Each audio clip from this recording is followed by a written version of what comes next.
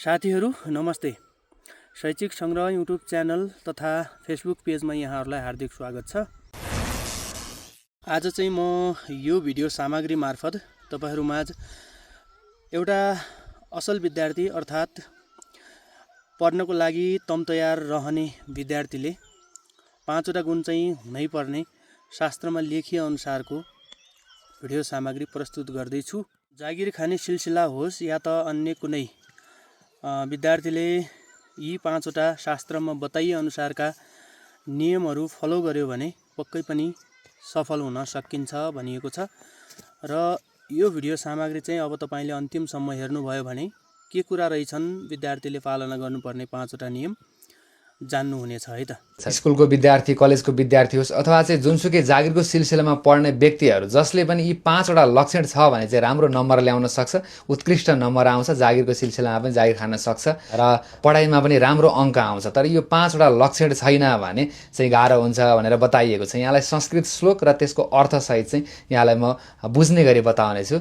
Video अन्त्यसम्म हेर्नु होला। काको चेष्टा बको ध्यानम स्वान निद्रा तथैव च अल्पहारी गृह त्यागी विद्यार्थी पञ्चलक्षणम भनेर बताइएको छ। अब यसको अर्थ चाहिँ के हुन्छ त भन्दा कागको चेष्टा भनेको छ कागको जस्तै प्रयास हुनुपर्छ अरे। काग चाहिँ सधैँ के हुन्छ त भन्दाखेरि सधैँ चलाक हुन्छ, जिज्ञासु र प्रयासशील हुन्छ।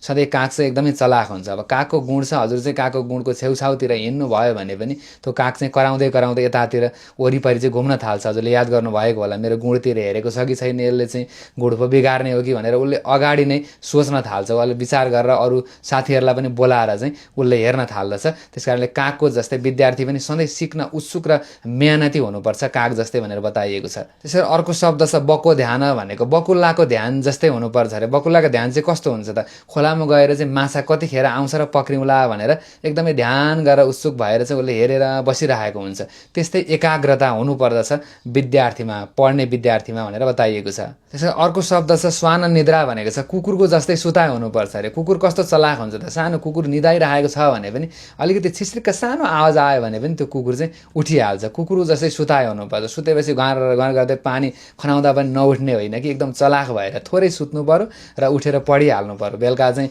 8-9 बजे सुतेको छ, बिहान चाहिँ 6-7 बजेसम्म, 7-8 बजे 9 बजेसम्म सुतिरहेछ, यो भएन।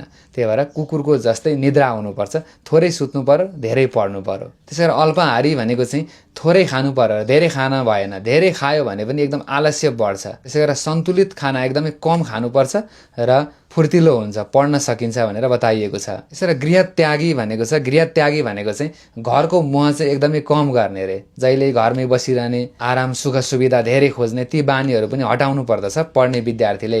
यो 5 वटा लक्षणहरू चाहिँ हटाइयो भने बल्ल पढाइमा चाहिँ उत्कृष्ट नम्बर आउँछ भनेर बताइएको छ। समग्रमा यो श्लोकले के बतायो त भन्दा काको चेष्टा बको ध्यानम स्वान निद्रा तथैव च अल्पहारी गृह त्यागी विद्यार्थी पञ्चलक्षणम। यो श्लोकले भन्छ कि सफल विद्यार्थी बन्नको लागि मेहनत, एकाग्रता, सतर्कता र संयम र त्याग अत्यन्त आवश्यक छ भनेर यो श्लोकमा बताइएको छ।